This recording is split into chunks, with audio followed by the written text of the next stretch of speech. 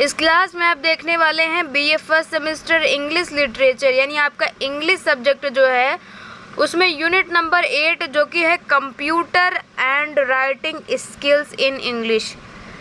इस यूनिट के सभी इम्पॉर्टेंट क्वेश्चन आंसर देखेंगे, डिफिनीशंस देखेंगे नोट्स के साथ, तो एग्जाम्पल्स के साथ बहुत ही ईजी तरीके से। तो लास्ट तक क्लास को ध्यान से देखिए जिससे कि इस यूनिट से आपके कोई भी क्वेश्चन आंसर एग्जाम में ना छूटे।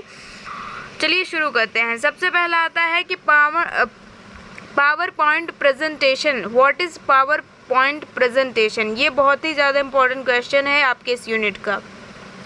तो चलिए डिफिनीशन पहले देखिए। तो power point presentation is a digital way of presenting information.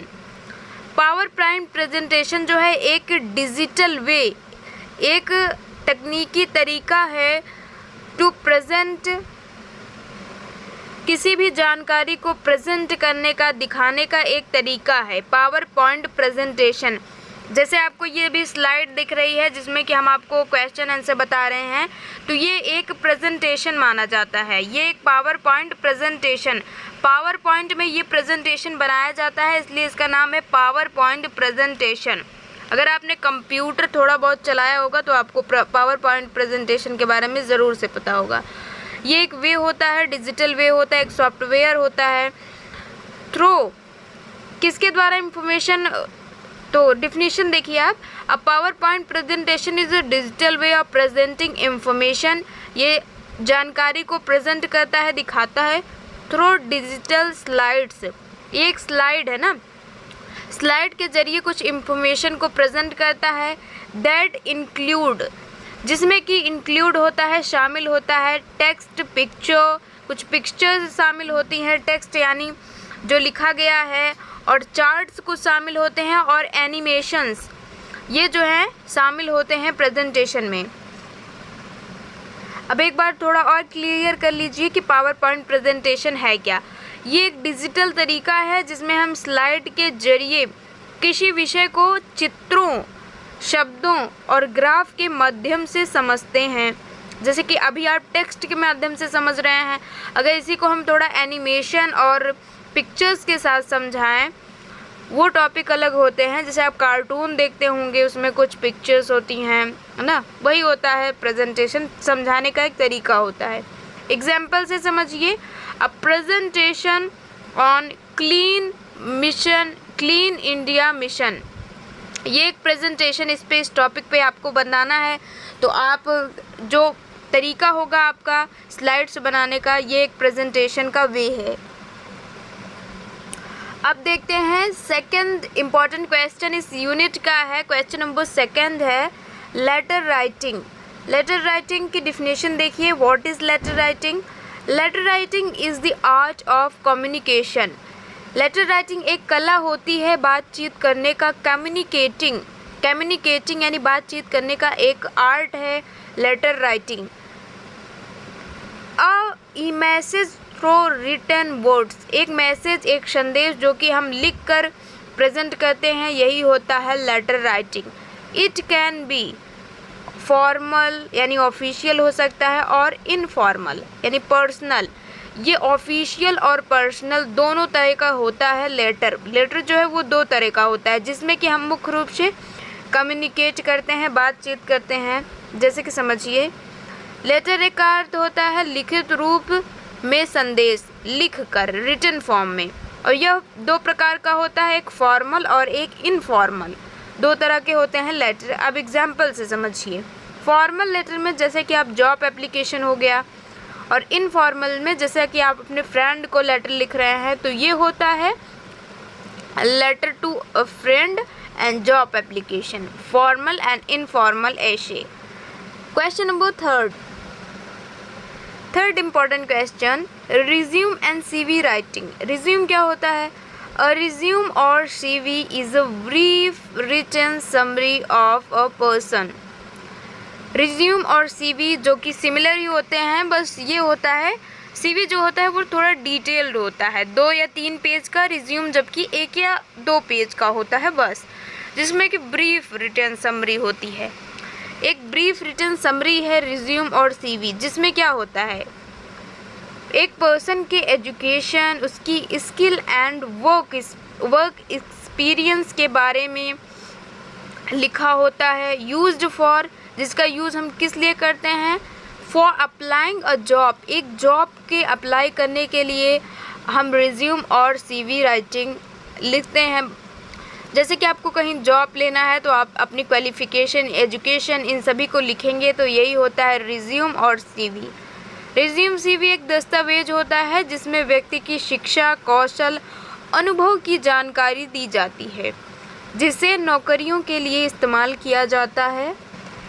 Example, जैसे कि नेम हो गया, सबसे पहले आप लिखते हैं रिज्यूम और CV में नेम लिखेंगे, qualifications, skills and experience. Question number 4 important question है letter of acceptance. What is letter of acceptance? Definition देखिए इसकी, तभी आप समझेंगे। A letter written to accept a job, एक ऐसा पत्र जो कि हम नौकरी या पद को स्वीकार करने के लिए लिखा जाता है, यानी a letter written to accept a job offer और पोजीशन ऑफिशियली। जब आप किसी नौकरी को या स्वीकार करते हैं तो आप एक लेटर लिखते हैं कि हाँ, हम इस जॉब को स्वीकार कर रहे हैं, इसी को कहते हैं लेटर ऑफ एक्सेप्टेंस।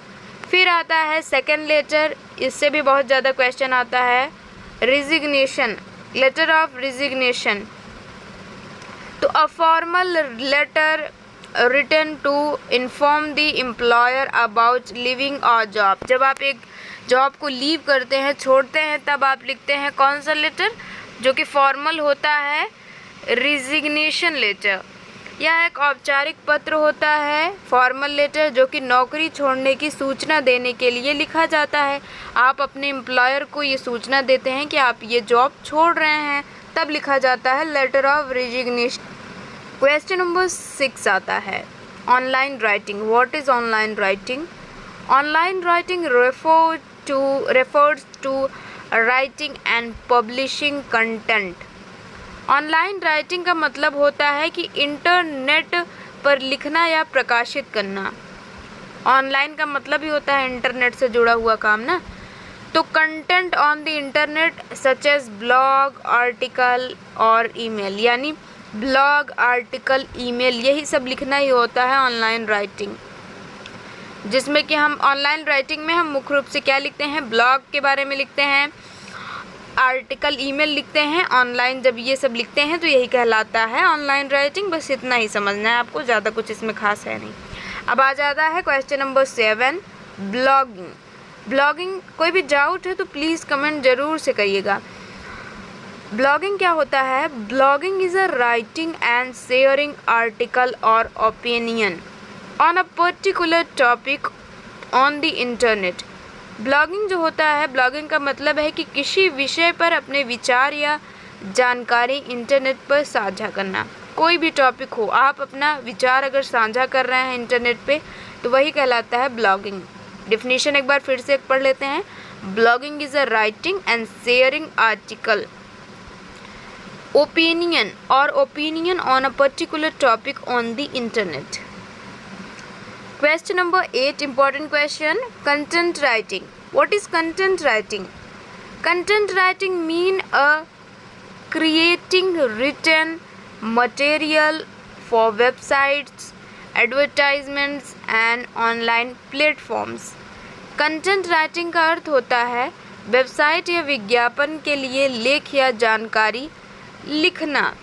समझिए, जैसे कि जब आप किसी जानकारी के बारे में लिखते हैं वेबसाइट या फिर किसी एडवर्टाइज के लिए, किसी भी प्लेटफॉर्म के लिए, अगर आप कुछ कंटेंट लिख रहे हैं, राइट कर रहे हैं, चाहे वो एडवर्टाइजमेंट के लिए हो, विज्ञापन के लिए हो, वेबसाइट के लिए हो, ऑनलाइन प्लेटफॉर्म चाहे इंस्टा हो, यूट्यूब हो, कुछ भी आप अगर कुछ कंटेंट लिख रहे हैं किसी को जानकारी देने के लिए, तो वही होता है content writing.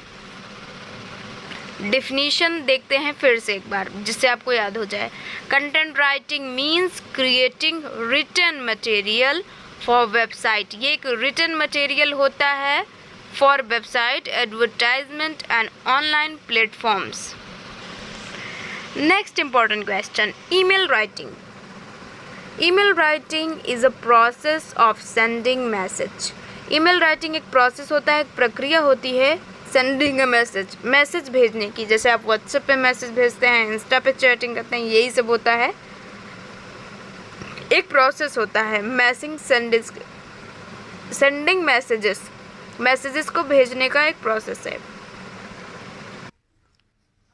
Through internet for personal और ऑफिशियल पर्पस, यानी ईमेल राइटिंग का मतलब होता है इंटरनेट के माध्यम से व्यक्तिगत या औपचारिक संदेश भेजना।